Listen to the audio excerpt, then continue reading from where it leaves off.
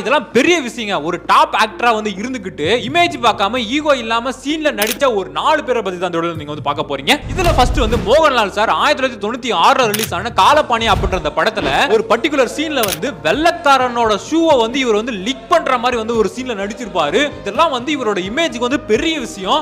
அதுவும் அந்த ஷூல வந்து பாத்தீங்க அப்படின்னா டஸ்ட் எல்லாமே இருக்கும். அந்த ஷூவை கழுவிட கூட மாட்டாங்க.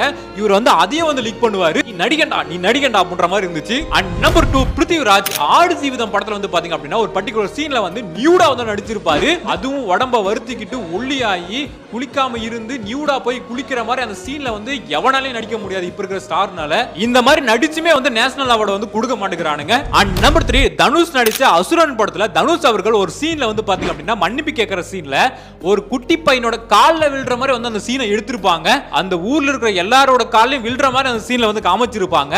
இது அவரோட இமேஜுக்கு இதெல்லாம் ரொம்ப பெரிய விஷயம் தான். அண்ட் நம்பர் 4 அஜித் சார் அவர்கள் காட்ஃபாதர் படத்துல வந்து பாத்தீங்க அப்படின்னா பிளாஷ்பேக் போர்ஷன்ல இவரு ஒரு பெண்மை தன்மை உள்ள ஒரு ஆளா வந்து காமிச்சிருப்பாங்க. அவர் நடக்கிறதா இருக்கட்டும், அவர் பேசுறதா இருக்கட்டும், அவரோட முக பாவனைகள் எல்லாமே வந்து ஒரு பெண் சாயல் இருக்கிற மாதிரி வந்து நடிச்சிருப்பாரு. இது ரொம்ப பெரிய விஷயம் அவரோட இமேஜுக்கு. அந்த இமேஜ்ல இருக்கிற ஆக்டர்ஸ்லாம் வந்து இது மாதிரி பண்ணவே மாட்டாங்க. இவர் பண்ணியிருக்காரு, நல்லாவும் வந்து நடிச்சிருக்காரு. தைரியம் வேணும் அந்த கதையை பண்றதுக்கு.